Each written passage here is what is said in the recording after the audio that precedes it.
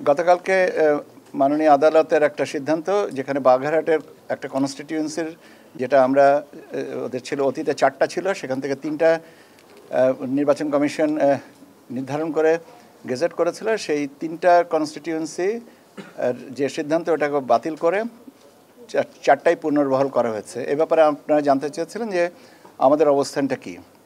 আমাদের অবস্থানটা হচ্ছে যে আমরা সিদ্ধান্তটা পাওয়ার পরে কমিশন এ ব্যাপারে ব্যবস্থা নেবেন যে আপিলে যাবেন নাকি এটা মেনে নেবেন। কমিশন সীমানা নির্ধারণের যে কী বলে আদালতের আদেশ, সেটা কিভাবে পর্যালোচনা করবেন বা তার পরবর্তী পদক্ষেপটা কিভাবে নেবেন সেটার উপরে নির্ভর করছে।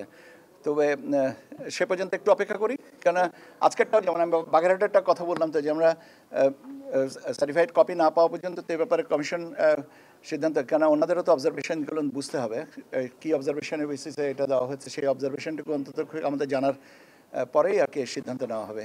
আমরা তো জানি যে এটা আইনগতভাবে এটা নিয়ে চ্যালেঞ্জ করা যায় না, তারপরে তো রিট হয়েছে। এখন দেখা যাক আমরা অবজারভেশনটা কি পাই, সেই অনুযায়ী আমরা পরবর্তী ব্যবস্থাটা নিব। গণভোটের ব্যাপারে আপনারা জানতে চেয়েছিলেন, আমি অতীতেও বলেছি, আজকেও বলছি যে গণভোট সম্পর্কে আমরা নির্বাচন কমিশনে বা আমার পর্যায়ে, মানে সচিবালয় পর্যায়ে, আমরা এখনও পর্যন্ত কোনো নির্দেশনা বা আলোচনায় পাইনি। কাজে এই ব্যাপারে আমার অবস্থান আগেও যা ছিল, আমাদের অবস্থান আগেও যা ছিল একই রকম আছে। আইন শৃঙ্খলা বিষয়ে আমরা যে একটা আমরা সংশ্লিষ্টদের নিয়ে আলোচনা করেছি, এখানে একটা মতবিনিময় সভা হয়েছে।